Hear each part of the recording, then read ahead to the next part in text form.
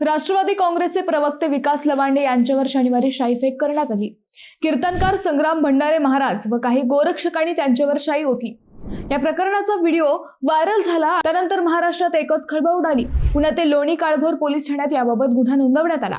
नुसती शाईफेकच नाही तर आपल्यावर पिस्तूल रोखल्याचा आरोपही लवांडे यांनी केला। व्हायरल व्हिडिओत फक्त शाई ओतल्याचे दिसत असल्याने पोलिसांनी आर्म्ड ऍक्टचा गुन्हा नोंदविला नाही। त्यानंतर आमदार रोहित पवार यांनी थेट लोणी काळभोर पोलीस ठाणे गाठत कलम वाढवण्याची मागणी केली।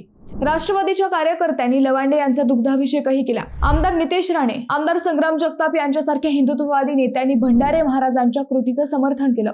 आता हा वाद येत्या काही दिवस चांगलाच चर्चेत राहील। आता हे सगळं प्रकरण काय, त्याचा मतितार्थ काय, कीर्तन कुणी करावं, लवांडे यांचे आरोप काय, हे सगळं आपण समजून घेऊ। नमस्कार, मी अद्वैता आणि आपण पाहत आहात अहिल्यानगर लाईव्ह 24, राज्यातील घडामोडींचं परफेक्ट अनालिसिस। राष्ट्रवादी काँग्रेस शरद पवार पक्षाचे प्रवक्ते व स्वतः कीर्तनकार असलेल्या विकास लवांडे यांनी काही दिवसांपूर्वी खळबळ उडवून दिली होती। वारकरी संप्रदायात घुसखोरी केली म्हणत त्यांनी प्रतिगामी विचारसरणीच्या 20 महाराजांची यादी जाहीर केली होती। या यादीत वारकरी संप्रदायातील अनेक महान व्यक्तींची व महाराजांची नावे होती। नगर जिल्ह्यातील देवगड संस्थानचे सर्वेसर्वा भास्करगिरी महाराज व सरला बेटचे महंत रामगिरी महाराज यांचेही या यादीत नाव होतं। त्यानंतर नगर जिल्ह्यातील या दोन्ही संत महंतांना मानणाऱ्या भक्तांमध्ये प्रचंड रोष पसरला। विकास लवांडे व शरद पवार यांच्या अटकेची मागणीही करण्यात आली। नेवासा श्रीरामपूर येथील भक्तगण आक्रमक झाले। राहुरी पोटनिवडणुकीच्या आधी हे सगळं घडल्यामुळे त्याचा फटका राहुरीच्या निवडणुकीत उभ्या असलेल्या राष्ट्रवादीच्या शरद पवार गटाच्या उमेदवाराला बसला। राष्ट्रवादीचे उमेदवार गोविंद मोकाटे यांचं डिपॉझिटही जप्त झालं। अर्थात या पराभवाला अजूनही अनेक कारणं असली तरी विकास लवांडे यांचं वक्तव्य हेही या पराभवाचं एक कारण होतं असं बोललं गेलं। विकास लवांडे यांच्या वक्तव्याचे पडसाद पंढरपूर येथेही पडले। वारकरी संप्रदायातील संघटना, संतांचे वंशज, सेवाधारी परंपरेचे प्रमुख यांनी तातडीने कबीर मठात बैठक घेऊन लवांडे यांच्या वक्तव्याचा निषेध केला। विकास लवांडे व शरद पवार यांना तत्काळ अटक करावी अशी एकमुखी मागणी या बैठकीत घेण्यात आली। शिवाय अटक न झाल्यास पुढील काही दिवसात तीव्र आंदोलन करण्याचा इशाराही देण्यात आला। लवांडे यांनी ज्या संतांची नावे जाहीर केली त्यांच्या पायावर नाक घासून माफी मागावी अशी मागणी या बैठकीत झाली। वारकरी संप्रदायात हे सगळं सुरू असताना राष्ट्रवादीचा शरद पवार गट मात्र लवांडे यांच्या पाठीशी उभा राहिला। त्यामुळे हा वाद गेल्या आठवड्यापासून जास्त धुमसत राहिला। त्यातच शनिवारी पुणे जिल्ह्यातील हवेली तालुक्यात आळंदी म्हातोबाची येथे लवांडे यांचे प्रवचन होते। या प्रवचनानंतर संग्राम महाराज भंडारे व काही गोरक्षकांनी त्यांच्यावर शाईफेक केली। विकास लवांडे यांच्यावरील शाई हल्ल्याचा व्हिडिओही व्हायरल झाला। या व्हिडिओत शाईफेक करणारे संग्राम भंडारे हे विकास लवांडे यांना इशारा देताना दिसत आहेत। आमचं सर्वस्व आहे ते, तू परत आमच्या गुरुवर्यांना बोललास तर तू लक्षात ठेव, असं कीर्तनकार संग्राम भंडारे व्हिडिओत बोलताना दिसले। त्यानंतर पुन्हा वातावरण तापलं। राष्ट्रवादीच्या शरद पवार गट, काँग्रेस व शिवसेनेच्या ठाकरे गटाच्या काही नेत्यांनी या घटनेचा निषेध केला। आमदार रोहित पवार, बाळासाहेब थोरात, सुप्रिया सुळे, सुषमा अंधारे अशा अनेक नेत्यांनी या घटनेवर तीव्र संताप व्यक्त केला।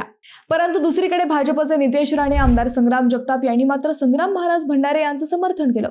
या संघटनेत राजकारण शिरल्याने हा वाद आता चांगलाच पेटणार असल्याची चर्चा आहे। आता या मुद्द्याचा मतितार्थ पाहू। विकास लवांडे यांच्या मते त्यांनी ज्या 20 महाराजांची नावे जाहीर केली ते एका पक्षाला अनुरूप निरूपण करतात। कीर्तन प्रवचनात त्यांनी कट्टरतावाद आणला असा लवांडे यांचा आरोप होता। परंतु कीर्तन प्रवचन कुणाला करता येतं याचं उत्तर गुगलवर सर्च केलं जरा वेगळंच येतं। कीर्तन प्रवचन करण्याचा अधिकार फक्त संतांनाच नाही। ही परंपरा संतांनी सुरू केली असली तरी कालानुरूप ती समाज प्रबोधन व ईश्वर भक्तीचं माध्यम बनली आहे। कीर्तन प्रवचन करण्यासाठी संत होणं अनिवार्य नाही, तर ठराविक पात्रता त्यासाठी आवश्यक असते। कीर्तन प्रवचन करणारी व्यक्ती संत नसली तरीही तिला आध्यात्मिक ज्ञान, वेदपुराणांचे वाचन, कीर्तन परंपरेचे ज्ञान आणि वक्तृत्व कला अवगत असणे आवश्यक आहे। महाराष्ट्रात वेगवेगळ्या कीर्तन परंपरा आहेत। त्यात सर्वात जुनी असणारी नारदीय कीर्तन परंपरा, संत नामदेव महाराजांनी सुरू केलेली वारकरी कीर्तन परंपरा, समर्थ रामदासांनी सुरू केलेली रामदासी कीर्तन परंपरा, स्वातंत्र्य लढ्यादरम्यान सुरू झालेली राष्ट्रीय प्रबोधन कीर्तन परंपरा, राष्ट्रसंत तुकडोजी महाराजांनी सुरू केलेली गुरुदेव संप्रदाय कीर्तन परंपरा, संत गाडगे महाराजांनी ज्या शैलीचा वापर केला ती सत्यशोधक कीर्तन परंपरा, अशा वेगवेगळ्या कीर्तन परंपरा आहेत। कीर्तन हे मनोरंजन, भक्ती आणि प्रबोधन याचा मिलाफ समजला जातो। संतांचे विचार, धर्म, देश, देव हे सगळे विचार त्यातच एकवटलेले आहेत। त्यामुळे विकास लवांडे यांच्या भूमिकेचं समर्थन वारकरी संप्रदायाने केलं नाही। अगदी संतांच्या वंशजांनीही लवांडे यांच्या वक्तव्याचा निषेध नोंदवला। लवांडे यांनी वारकरी संप्रदायात राजकारण आणलं असाही आरोप झाला। तर राष्ट्रवादीच्या शरद पवार गट अजूनही लवांडे यांच्या भूमिकेवर सक्रिय पाठिंबा दर्शवत आहे। हा वाद आता सत्ताधारी व विरोधक अशा दोन गटात विभागला गेलाय। त्यामुळे तो यापुढेही बराच काळ राहील अशा शक्यता आहेत. मित्रांनो, तुम्हाला कोणाची भूमिका योग्य वाटते, विकास लवांडे यांची की संग्राम महाराज भंडारे यांची? तुम्हाला या विषयावर काय वाटतं हे आम्हाला कमेंट करून नक्की कळवा. शिवाय व्हिडिओ आवडला असेल तर चॅनलला सबस्क्राईब करून व्हिडिओला लाईक करायला विसरू नका. पुन्हा भेटू नव्या विषयावर. तोपर्यंत धन्यवाद.